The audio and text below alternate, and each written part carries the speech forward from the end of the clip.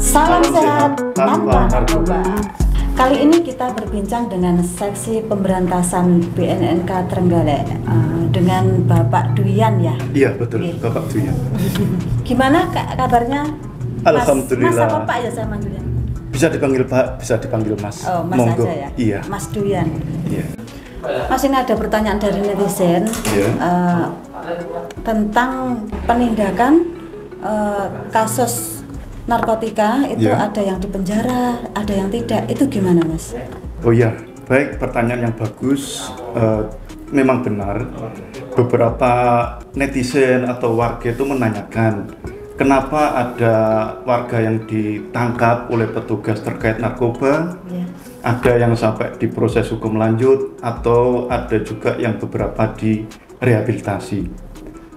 Memang benar di BNN itu ada arah kebijakan untuk peningkatan dari rehabilitasi atau pengobatan para pecandu, juga untuk mengurangi populasi atau overkapasitas di lapas atau di rutan-rutan, karena kebanyakan dari penghuni lapas itu tindak pidana narkoba. Baik ya, kami jelaskan sekilas. Ya. Jadi beberapa pelaku penyalahguna dan lain sebagainya itu kan punya berbagai peran. Ya. Dia ditangkap petugas karena diduga sebagai mungkin penyalahguna, mungkin pengedar, mungkin bandar. Bandar juga ya. Jadi masyarakat harus tahu semua yang diamankan petugas itu punya peran masing-masing. Tidak semuanya ditangkap, juga tidak semuanya dipenjara.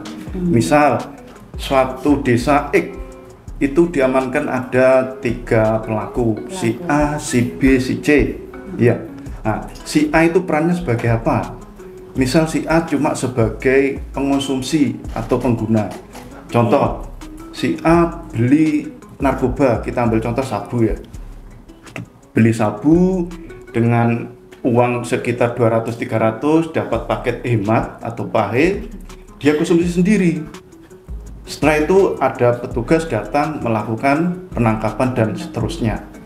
Setelah itu si A dibawa ke kantor untuk dilakukan pemeriksaan lebih lanjut. Karena si A itu cuma katakanlah pengguna, dites urinnya positif Ya. Nah, langkahnya bagaimana? Tentu sesuai aturan, si A itu karena pengguna, dia wajib dilakukan rehabilitasi. Itu sesuai dengan Undang-Undang 35 tahun 2009. Kita mengacu pada SEMA dari Mahkamah Agung yang nomor 4 tahun 2010, itu menyebutkan batasan penggunaan dalam 1 hari. Misal dari penggunaan atau konsumsi sabu itu di bawah 1 gram, dan untuk ganja sekitar di bawah 5 gram, atau mungkin ada yang konsumsi pil ekstasi itu di bawah dari 8 butir. Jadi kalau ada pengguna atau penyalahguna yang diamankan petugas dengan BB barang bukti tersebut seperti itu, maka kita wajib melakukan untuk prosesnya direhabilitasi atau tidak diproses hukum lebih lanjut. Bagaimana proses rehabilitasinya? Nanti dari tim penyidik atau petugas yang menangkap tadi membawa ke BNN, khususnya di sini BNK Trenggalek, guna dilakukan kegiatan TAT, tim asesmen terpadu, yang terdiri dari gabungan ada tim medis, ada Pak Dokter, ada psikolog, dari tim hukum ada Kejaksaan Negeri tingkat kabupaten. Di Trenggalek itu ada Kejaksaan Negeri Trenggalek, Kejaksaan Negeri Ponorogo, juga Kejaksaan Negeri dari Pacitan. Juga ada penyidik dari Satres Narkoba Polres baik Trenggalek maupun Ponorogo maupun Pacitan, dan tim dari BNN sendiri, tim penyidik dari seksi pemberantasan. Setelah dilakukan asesmen, baru nanti klien tadi kita periksa semua, bagaimana penggunaannya, bagaimana keterlibatannya dalam perkara itu, dia sebatas sebagai pengguna atau mungkin meningkat pengedar. Lanjut kita nanti untuk menentukan arahnya, kesimpulan dari asesmen tadi, bisa direhab, rawat, mungkin jalan, atau mungkin rawat inap, atau mungkin proses hukum lanjut. Itu nanti bergantung dari hasil kesepakatan asesmen. Asesmen Nah, tadi. ini gambaran untuk suatu perkara kasus. Misal tadi kan saya sebutkan pelakunya si A dari desa X tadi ya.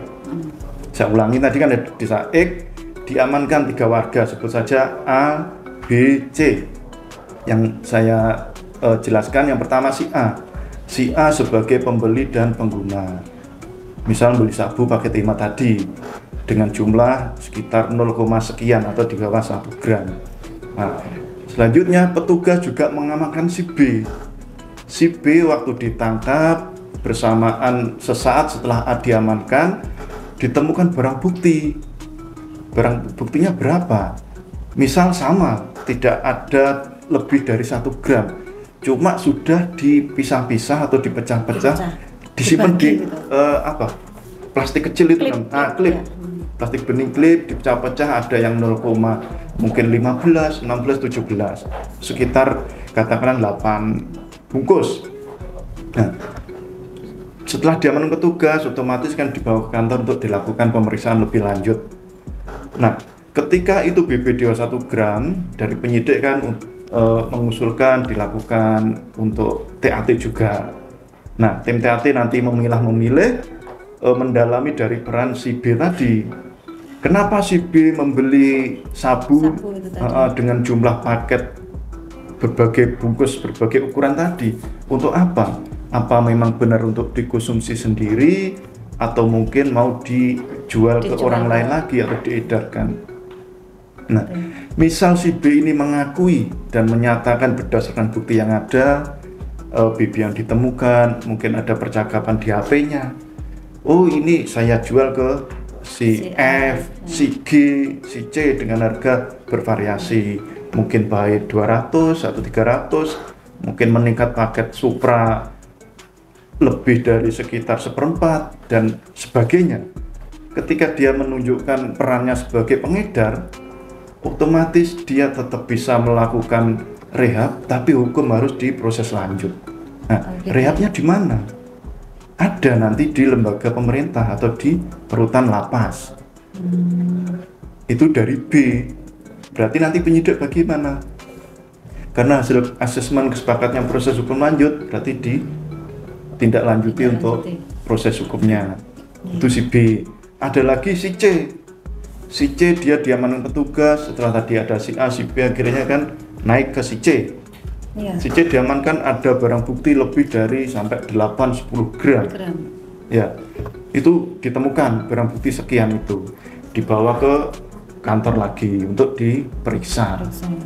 Karena BB-nya lebih dari SEMA, lebih dari 1 gram, maka dia langsung diproses hukum. Oh, berarti di atas 1 gram proses hukum. Di atas 1 gram, di atas SEMA, berarti otomatis proses hukum lanjut. Terus nanti bagaimana hasilnya? Misal ada warga yang tahu, oh si A diamankan petugas bersama dengan si B, si C. Kok jarak berapa hari sudah pulang? Ya. Nah, kenapa? Nah, si B kok tidak pulang? Oh si C kok langsung ditahan? Kenapa? Jadi kita pahami peran dari masing-masing tadi. Si A sebagai apa? Si B bagaimana? Si C berperan sebagai apa juga. Jadi para warga masyarakat khususnya di Trenggalek, bila mana mengendaki untuk rehabilitasi, pengobatan dan sebagainya, terapi untuk mengurangi kecanduan, silakan nanti ke BNN Trenggalek, bisa melayani rawat jalan. Dan biayanya itu gratis, tidak dipungut biaya untuk di klinik BNNK Trenggalek. Nah, terusnya bagaimana kalau pengen rawat inap? Nah, ini rawat inap itu ada yang di instansi pemerintah, ada yang di instansi swasta. Kalau yang terdekat wilayah Trenggalek mana? Bisa di mungkin Rumah Sakit ISKA Tulungagung. Ada di sana. Di Trenggalek sendiri bagaimana? Apakah sudah ada? Nah, ini masih belum ada di Trenggalek.